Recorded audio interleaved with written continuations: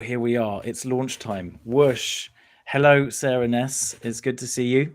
Hello, Adam Wilder. It's good to see you too. And here we are today to talk about our exciting announcement, which we will do shortly. But first of all, let's talk about authentic relating and why it's relevant in the world right now in the context of the Ukraine and Russia and all the other things that are going on. And actually, just before we do that, I want to say, like, I'm so excited that you're here, Sarah. And like, as you were one of the maybe first people to really popularize authentic relating, and you started some of the oldest and strongest communities in the US, and you did Mhm. that at the tender age of 20. Yep. And and like, I wonder what it was like for you. Like, I mean, at 20, what was I doing? I was like walking around half naked, running a sauna at festivals, trying to look Okay, cool. okay. I won't say that I wasn't also doing that. Um, yeah, I mean, I didn't ever expect it to become something like this. I just grew up with without a lot of communication skills, and authentic relating was the first thing where it was like, wait a second, you can learn these things? Like this black box of, non-academic communication is something that you can actually practice, and there are games that can make it easier. Um, and I was just so delighted by that. Uh, So what I made got you it. decide to set up these communities around it? I honestly didn't really intend to. I found authentic relating through some guys in Houston that had a little manual of the first manual of authentic relating games that was put out by Authentic World, later the Integral Center. And I started playing some of the games with them. And it was the first game I played, I think, was Noticing. Hmm. And I just remember having this sensation of like the whole world, like getting tunnel vision, and everything fell away except for the connection that I was having with my partner. And it was like I had this sensation of each of the parts of my body that I'd never felt before. Like it was my first real transcendent experience. And I I kind of was like, "Whoa, this is something different." And then very quickly, because there was no community in Houston where I was doing this, I started facilitating with the guys who had introduced it to me, John and Brian. And the facilitator community and the other 3 people they brought on, Ross and Mel and Paula, most of whom are still friends to this day, it was like a degree of belonging that I'd never felt before. And all of a sudden, I was like, "Oh, this is what community is." Because I was living in the housing co-ops. I was living with 17 other people, but we weren't doing something together. We weren't creating something. We didn't have shared techniques and language. Actually, I know one of the events that we're going to be doing in Europe that I'm most excited for is an AR course for members of co-living. Hmm. And that was really where I started, was in the co-ops and asking, like, all these people living together, why is it that we can't get along more? Like, why are these conflicts tearing us apart? Whereas in Houston, where I have this group of facilitators, we're communicating in this open way, we're resolving conflicts, we're learning about each other. Like, what is the difference between these two modes of communication and groups? And I got kind of hooked and started doing it more and more, and turned into community, and then it turned into a movement. It turned into a movement, and now there's different companies offering AR around the world. And Mhm. it's been branching out as well to work with charities and businesses. And I know you've got your partner organization, Seek Healing, that is very much aimed at, is it like prisoners and unemployed and No, there's one organization that's working with prisoners, which is the Realness Project. Seek Healing does social health practices for recovering addicts. hmm. So it's been, but like there's different organizations that are now bringing this into very different groups. There's a whole bunch of folks, or a number of folks, that have worked with Google and Twitter and Facebook. So it's getting into bigger companies. I have a friend who did some of it in the Coast Guard. Hmm. It's really it's like underground, but it's starting to go into a lot of different areas because it's just a really easy way to smuggle in good communication and connection. Well, this is why I'm having goosebumps right now. Is because I'm really excited about taking it particularly into organizations. I've always been really interested in how do we take this stuff that might seem a little bit on the edge and bring it to the heart of our culture. And I think everything that is transformational in our society does start out at the edges, and then it gains momentum. And then it can have a really big impact. And I'm really excited about some of the masterclass training you're going to do over here in UK. In fact, let's get into the announcement in a sec. And but first, let's look at the current situation. Why is AR important in the world right now for you? Well, first of all, I just want to pay homage to the places that AR comes from, because fundamentally, I don't think what we're doing is something revolutionarily new. It's just an easier format to do things that people have been doing for hundreds and thousands of years. Like Quakers had sharing circles where when someone felt moved by spirit, they would stand up and share. There's tea groups from the 1960s, sensitivity training groups, where people would speak from their in the moment experience. There's circling, which is a sister to AR more recently.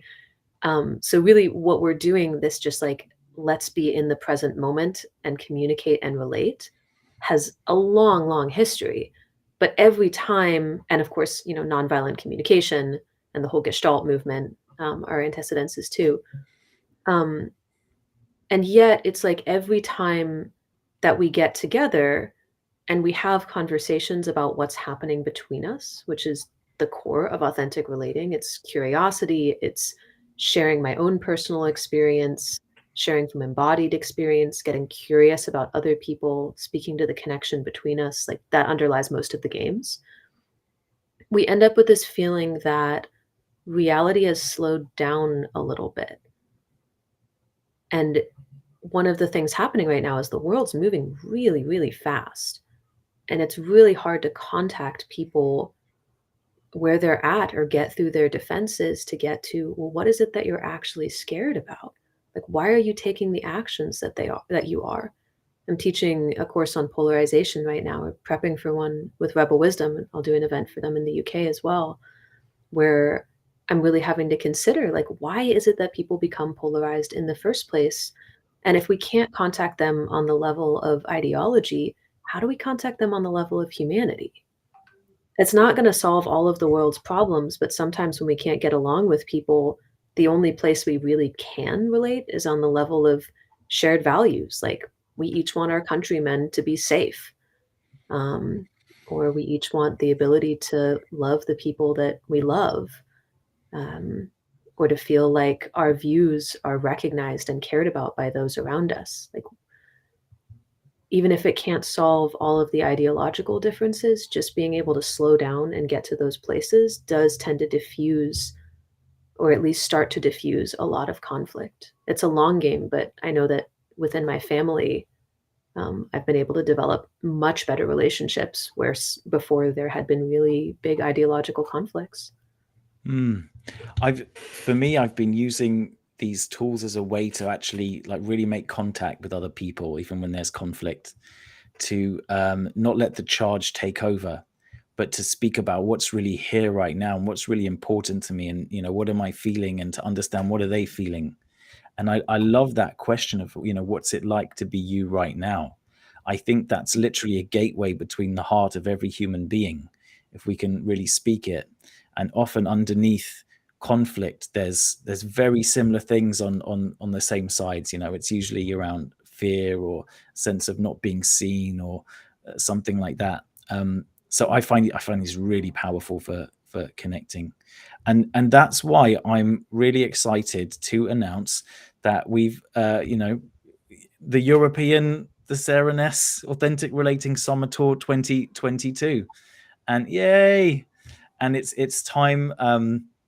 Like, this started because last year I had the sense that I would like to see more authentic relating in the UK. I'd like the scene to be reinvigorated. So I invited you over, and it's somehow spun up into a sort of 4-country tour so far, and we do have space for some other places. How does it feel, Sarah, to have a whole tour organized for you? Well, first of all, I'm just super grateful that you did it.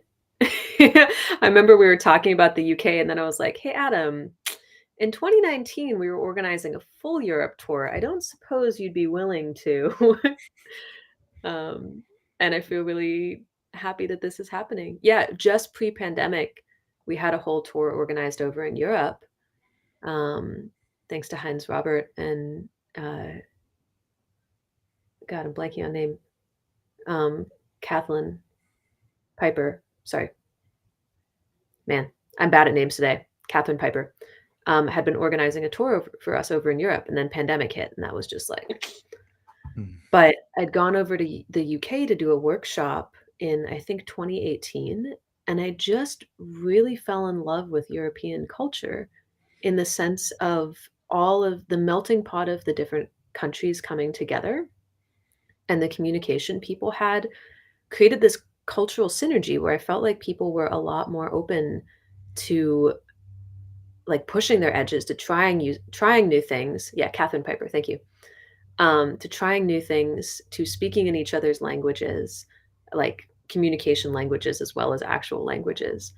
And I felt really excited at the idea of coming over and working with and honestly learning from the different cultures and the different communities over in Europe, because everybody uses such different norms, and trying to learn to integrate with those and really speak in them and respect them is something that I love doing. I love knowing how different groups work. So I feel really honored to be invited in by all of the course leads and the local community organizers that are hosting us, and just like so excited and delighted and humbled, and like, what the fuck is going to happen, and how many fights will Adam and I have? And We'll get onto that in a bit. We'll do some sentence stems about it. And yeah, I want to give a big shout out to our local host. We got Brooks and Renee in Stockholm. We've got Henning. No, we've got Heinz. Who's in Denmark? Is it Heinz or Henning? Henning is in Brighton. Henning is in Brighton. Big Mhm. shout to him. Actually, he's made an amazing website for it. You got to see that. And Heinz in Denmark with Relating Spaces. And then we've got Daniela and Melanie in Berlin. And we're looking at Poland at the moment, and Paris. And anyone listening, if you are a brilliant organizer who can bring people together, if you are passionate about authentic relating and you'd like to roll it out into the world and bring your friends to learn these techniques, if you know trainers that want to learn these skills to bring it into their coaching work or their work with businesses and organizations, then get in touch with me, adam@togetherness.com, and there's still a chance that we could organize something together for Sarah. Mhm. So thank you to all of them. Now, are you ready for some truth? Are you ready for some live AR, live on air? Can we first say something about the workshops that we're going to be teaching over there, just to give them a bit of a teaser of like what they can expect? I think that's a great idea, Sarah. Yeah. Okay. Do you want to start? Yeah, I can do a bit of an overview. So we're going to start out our journey in the United Kingdoms with Rebel Wisdom and a very special event. I don't know yet what it's going to be, but it will be very special. And then the next night we will be in Brighton with Henning for a games night for sheer connection and play. And then in the UK, do you want to say something about the two workshops that we're going to be doing for togetherness there? Oh boy, oh boy, oh boy. Well, we've only got an organized an urban retreat. It's Friday evening to Sunday evening, and it's going to be a full-on AR immersion, and spending that deep amount of time together, I think, can provide really great transformations.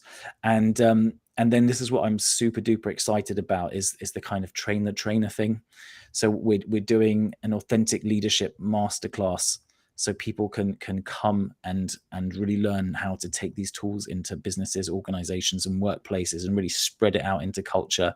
And this is such an exciting developmental edge for organizations at the moment, this relating realm, and like, I think you're bringing these like cutting edge tools, like some kind of neon sword, to shine a light into these organizations.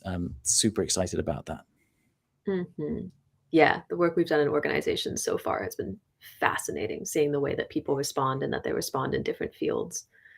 Um, yeah, and so then we're gonna go to Stockholm and Copenhagen, and I'm totally gonna mix up which workshops are where because it keeps changing by city, but we're gonna do 3 in that area, one of which is going to be and honestly, this might be the one I'm most excited about for the whole tour because it's been my baby recently. It's a workshop on the relating languages, which is a new typology for human communication, for why we judge other people, why we don't get along, what different languages do we speak, like storytelling, challenging, observing, and questioning, and how can we work with those to get along better? And It's a then, yeah, go on. So it's a bit like the love languages thing, right? The five Mhm. love, but it's for relating.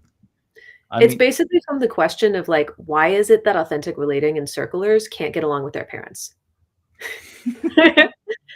And that's my question in general actually is like my orientation and Joff, my partner that will be teaching with us on the tour is how do we take this stuff from being a niche, interesting, cool way to connect into something that can actually engage with the mainstream? And that requires a lot of translation, and a lot of cultural engagement. And so that's why we've been doing a lot of work with companies to understand how organizations and fields that are not naturally open to this respond to it. So we'll be bringing a lot of that knowledge to all the workshops that we teach. Like, how do we help this field grow up? do you have tricks about how to avoid being an intimacy Nazi? Because I know that I've done that a few times when I've tried to really force connection onto my family. Dad, we Got will it. have a deep conversation now, and it doesn't go down well. I did that in the Yes. past. Hands up, I did. Anyone else? Let us know in the chat. Um, yeah.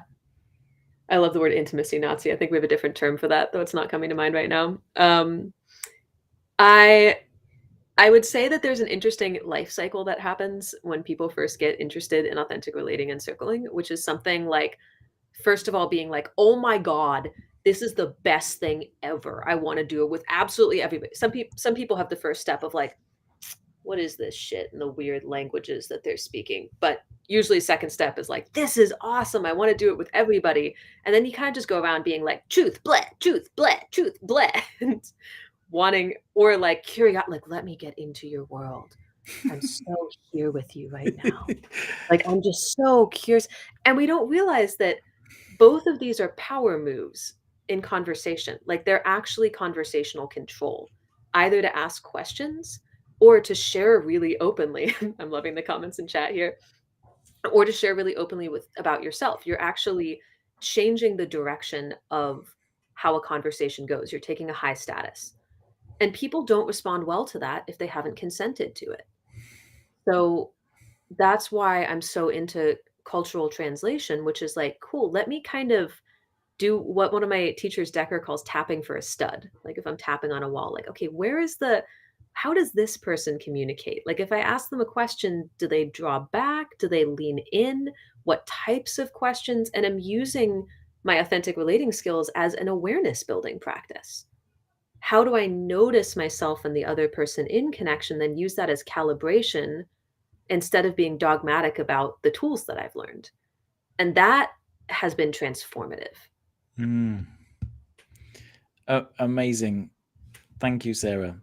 Mhm. I How out of curiosity, what has worked for you to get out of the authentic relating Nazi space? Yeah, honestly, I think it was just a slow maturing over time. I think, I've been in that space of being this kind of puppy getting high on connection.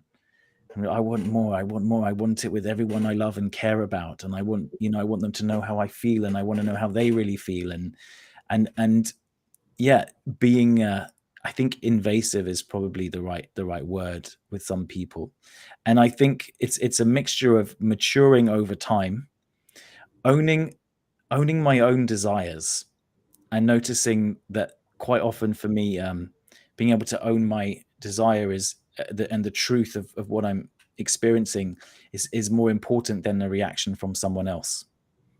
it's like that's the first part, is to really notice what's really going on for me, and then I can choose whether to share it or not, or when's the right moment for that. And I actually think these practices have helped me develop more awareness and sensitivity to that. And I done a lot of work with Betty Martin on the Wheel of Consent, Nice. and that's also developed my kind of embodied awareness of these things. I like the tapping for a stud analogy. That's cool. Mhm. So should we do some sentence stems? Yeah, really quickly, I wanna name the rest of the places we're going, though, Sure. because I think we got on relating languages. Yeah, so Stockholm and Copenhagen, we're doing relating languages, we're doing an ALT, which is authentic leadership training, similar to what we're doing in the UK that Adam described, and then a weekend specifically for folks that are co-living. So how do you live successfully with others? And I actually wrote my college thesis and did all of my study on intentional living communities. So this is kind of my jam, and returning to it feels fun. And then we're going to go to Berlin to do another authentic leadership training, which is kind of our flagship. And then we've got a little bit of open time. So curious if folks, if anyone wants us in your city, we have a couple of options that we're exploring that open to more. And then have a private retreat in Switzerland. And then either we'll do one more weekend, or Joff and I will go and actually have a little bit of vacation time. Whoop whoop. Yeah, Maybe. so that's Yeah, four. lovely. Mhm. Yeah, and if anyone has any sentence stems, I think we're going to be online for another couple of minutes. If anyone has any sentence stems you'd like us to answer, we will answer anything right now, right? But why don't we start with this, Sarah? What are your biggest hopes for the tour?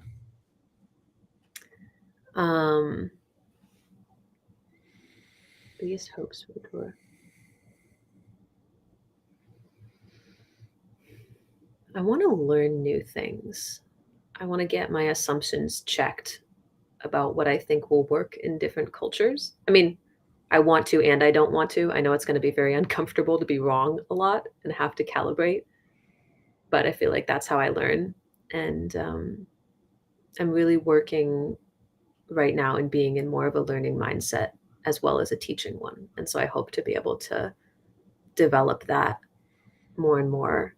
And I also hope to make some new friends. How about you? What are your hopes?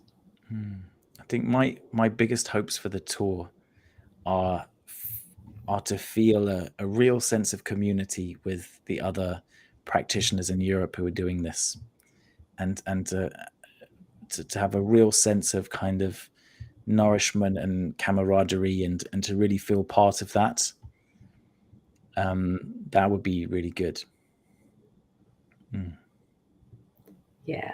I know you said one of the things that you were most excited about in hosting this was getting to connect with some of the other leaders across Europe. And so I'm really excited for that for you. Yeah, I'm big on that. And I have to say, also just hanging out with you and seeing how you facilitate, seeing how other people facilitate, like I'm really excited about that. Yes. What about your biggest fears?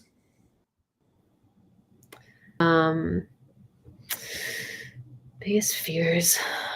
Well, I'm going to be traveling for 6 weeks with Joff, my partner, who's going to be teaching a lot of this with us. And just to kind of do a shout out to him, he's one of the most brilliant corporate facilitators that I know, has run large manufacturing plants, and is an event coordinator and producer and artist and performer. And so he's just bringing a lot of different skills, and leading with him solidly for 6 weeks. I'm like, and traveling for 6 weeks is like, what is this going to do? Like it's a lot of stress. It's a lot of stress to lead that often.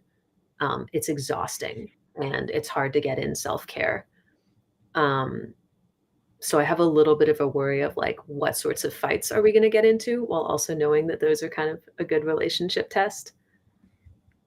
And other fears, I feel a little worried. Like my company, Authentic Revolution, feels very much like a family in a lot of ways, and I know I'm not going to have as much time foreign with them or foreign with my housemates. So leaving those families behind feels vulnerable, and I'm worried that the connection will be different when I come back to it. Oh, that touches What me, about that you? one. Mm. Yeah. Yeah, one of my fears, I think it's like maybe my fear is about feeling like an outsider somehow in the tour. I think it's like I wanna feel part of it,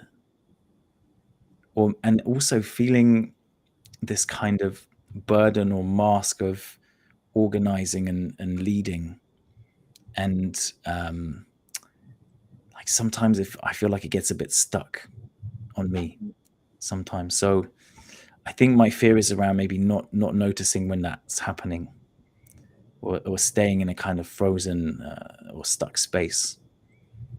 Yeah, I really want to like just bring myself in and bring the truth and the authenticity, and yeah, really flow. Mm. Is there a way that we can help check in with you to see if that's happening, if you're getting stuck in the mask or the role? Yeah, totally.